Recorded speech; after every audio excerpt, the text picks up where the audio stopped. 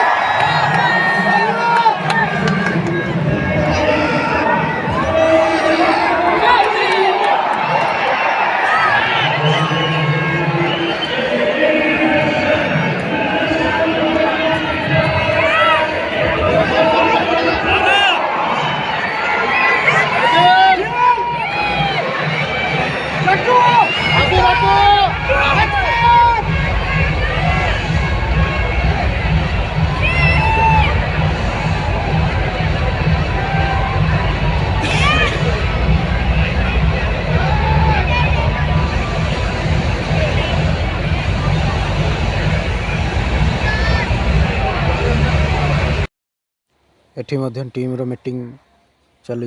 एठी कैमरा भाई कैमरा धरी प्लेयर मान को शूटिंग करुच्ची, खेलाड़ी मान को उत्साहित करुछंती। एठी सिक्यूरिटी भाई तांकर कामर लगी रही ड्यूटी रे।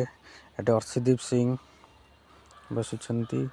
क्राउड पूरा कचकच, दर्शक माने उत्साहित अछंती। आ खेलाड़ी साथी खेलाड़ी माने खेलिबा पय बॉलिंग पय रेडी हो जाइछंती। एबे प्रस्तुत पड़िया मध्य रे चली जाइछंती। आशा करछे वीडियोटी आपण मानकु भल लागिथिबो। रहुची सांग माने मते सब्सक्राइब जरूर करिवे।